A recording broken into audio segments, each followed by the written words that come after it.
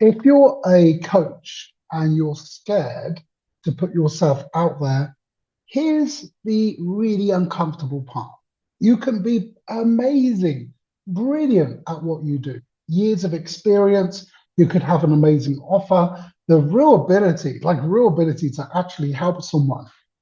But, and it's a huge but, if no one knows you exist commercially, it doesn't count for much because the coach who won't post is the coach the market just can't pay. That might sound harsh, but think about what's happening. Somewhere right now, this very second, there's probably a coach who knows way less than you, has way less experience than you, and maybe isn't even as good as coaching as you are. In fact, I will almost count on it. But people know who they are because they are visible. They are sharing ideas. They're talking to potential clients. They're making offers. Meanwhile, you might be thinking, well, I'm just not confident on camera. And that's the part I want to challenge right here, right now. I don't think confidence is actually the main problem. I think, I really think you're waiting for confidence to give you permission to do the very thing that would actually create the confidence. And that's the trap. It sounds and goes just like this.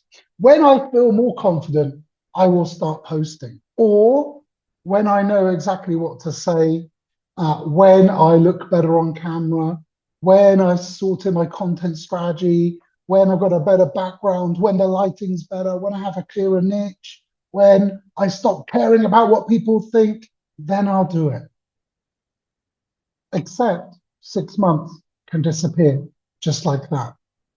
You're still preparing to become visible while someone else is out there doing the most valuable thing you can do. It's called learning in public. Learning in public. And I promise you, this is the thing I talk about all the time. That is literally the knowing doing gap. You know you need to be visible, but you just don't do it. And there's a gap. You already know visibility matters. You know it does. And you know content can create conversations and help people understand what you do and help discover you. None of that is new information I'm telling you now. The difficulty is and has been doing it whilst you feel exposed. Because pressing publish isn't really the scary bit. It's what happens afterwards. Someone can judge it. No one might watch the video. Another coach is probably going to disagree with you. An old colleague might see it. Someone you went to school with suddenly finds a video about you talking about the business and thinks, who does he think he is? Who does she think she is? That, that's much closer to the real fear. And because that feeling is uncomfortable, we become very clever at avoiding having that feeling. So instead of recording the video, suddenly microphones become really important. I need to research a microphone. I need the best microphone. And because of that happens, it's avoidance. The post doesn't get published because the opening sentence apparently needs another 45 minutes of studying hooks. And your offer isn't going to go out today because maybe the website could do with another redesign first. All of that feels productive. It's what makes this stuff really dangerous. You're working, you're thinking, you feel things are getting changed, but nothing has actually reached the one place that matters, the market. And the market can't respond to something it never sees, it never hears about. You see, a draft sitting in your notes cannot give you feedback. Some idea sat in AI, ChatGPT, Anthropic can't give you feedback. An unrecorded video cannot create a client. Someone they can't to start trusting you if they've never heard from you before. So here's a distinction I think is really useful. There's this thing called preparation versus market contact. Preparation happens behind this place called closed doors. Yeah, safe, no one can see it. Market contact, this thing called market contact, means another human being can actually respond to what you've done, what you said, what you thought, your idea. Publish the video, that's market contact. Send the message, that's market contact. Follow up with someone, market contact. Make an offer, market contact, human to human. So if you want coaching clients, you need more of that stuff, not endless preparation for eventually doing that stuff. Now, maybe the thought in your head is, but Matt, what if I look stupid? Yeah, you might. The first few videos could be super awkward. You're probably going to hate the sound of your voice. You'll probably notice strange things you do with your face, your voice, that you've somehow never even noticed before. You're going to say, constantly, maybe. Maybe you'll watch the recording back and think, do I look like that? Do I sound like that? All I want to do is say this: welcome to being on camera. There's a bigger mistake underneath all of this, though. Most people assume the order goes like this: confidence first, action second. It's the opposite. Action creates evidence, evidence creates confidence. Think about your first real proper YouTube video. There is no evidence in your nervous system yet that you could even be good at this. And of course, it's going to feel weird. You'll suddenly be aware of what's in your hands. You can hear every tiny change in your voice. Part of your brain is trying to remember your next point, while another part of you is asking what your face is doing. It feels unnatural because it is. It's unfamiliar. And then you make one video and nothing really terrible happens, and then another one, and you're still alive. And honestly, by video 10, you probably don't need 3 hours to convince yourself to start because it's easier. And then at 20, video 20, patterns become obvious. You have certain explanations that work better for you about what you're doing. Your delivery gets clearer. You stop trying to sound impressive, like you have this $1 million podcasting studio, and eventually you just start beginning sounding more like yourself. You're getting in the reps. And the strange thing is, the activity you are waiting to feel confident through is, guess what? You're getting confident through doing it. The activity creates the confidence. And that's why waiting is so expensive. Okay? You're trying to think your way into evidence that only action can give you. Only action can give you evidence. You can't read your way to confidence. Okay? So if being visible makes you uncomfortable, I invite you to use this. 3 steps. See it, simplify it, do it. First, see it. Get super clear about what you're actually afraid of. I'm not too ready. It's too vague. Okay? If you're thinking, well, I'm not ready, ready for what? Ask yourself, what exactly are you predicting will happen? Maybe it's judgment. Maybe no one will watch. Perhaps you're worried you'll sound less intelligent than you do in your head. For some people, the fear is someone they know seeing them trying something new. And there's another one that's a bit more uncomfortable. If you put yourself out there properly and it doesn't work immediately, you lose the comforting idea that you could definitely succeed if you never actually really ever tried. Okay, why? Because staying invisible actually protects your potential, because you always will have potential when you're hidden. It's nothing's tested. As long as you don't try fully, you'll never actually find out. That's one reason visibility carries so much of this emotional weight. So name the actual fear. That's step one. Then simplify. This is where coaches accidentally turn one video into an entire identity crisis. Okay, it's just one video. Oh, I need to become a content creator. No, you don't. Not today. Today, you need to make one useful video to help someone. Okay, much smaller job. You don't need a studio to do that. You don't need like a introduction and sound effects and all that stuff.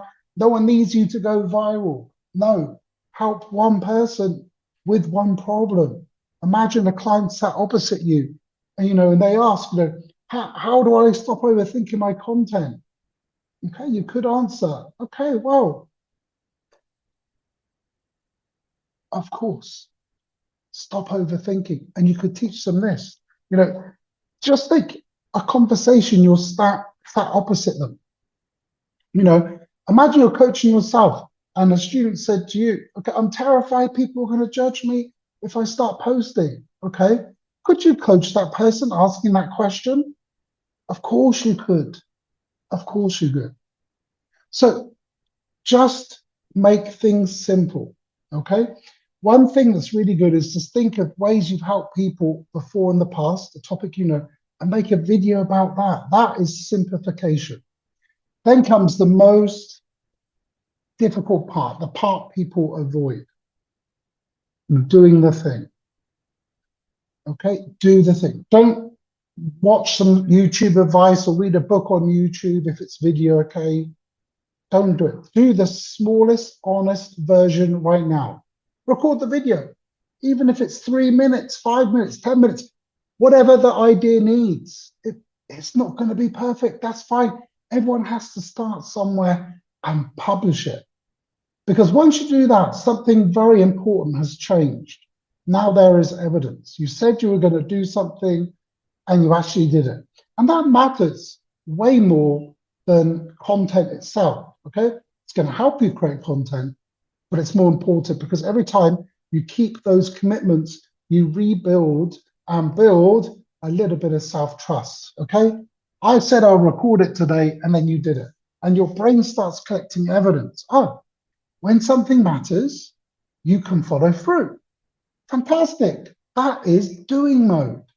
That's what I do in my coaching program. I help people get in doing mode. And it's why I don't see visibility just as a marketing issue. It's an execution issue. The same pattern shows up everywhere. Content would help, but it just stays hidden. Follow-up would help if you did that stuff, but you don't do it. Starting more conversations would help, but somehow there's always something else to work on. Okay? Eventually, the question becomes, how do I get more coaching clients? And to stop searching for another strategy. Another strategy is not always the answer. Sometimes, yes, strategy could be the answer, but often it's the thing you are avoiding, the uncomfortable part.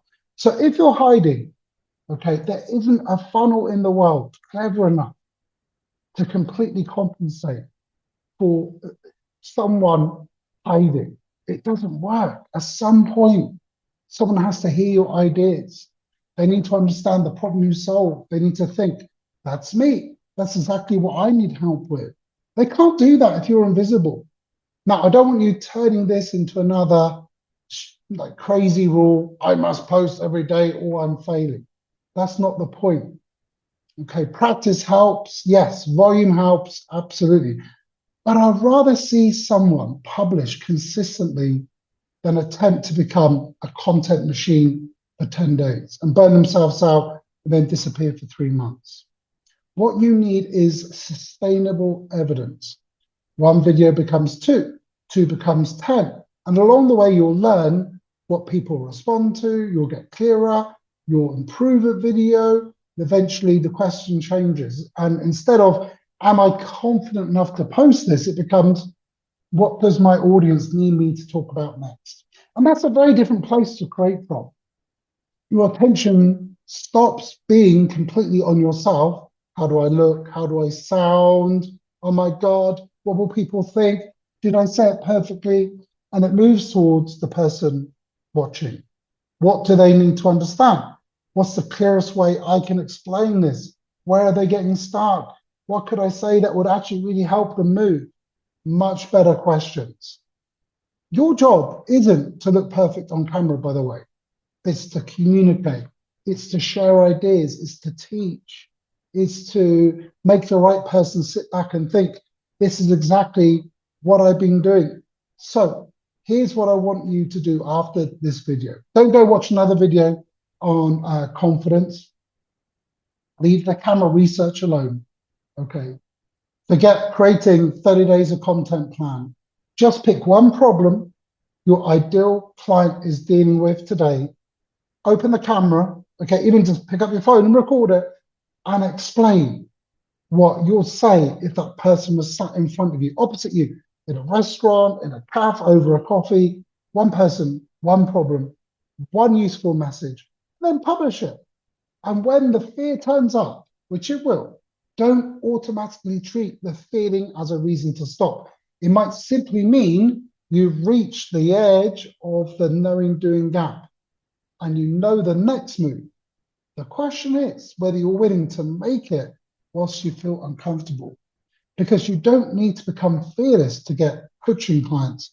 You need to stop making this thing called fear running your business. Okay, you need to stop letting fear be making you invisible. Remember, please, action creates evidence. Evidence creates confidence.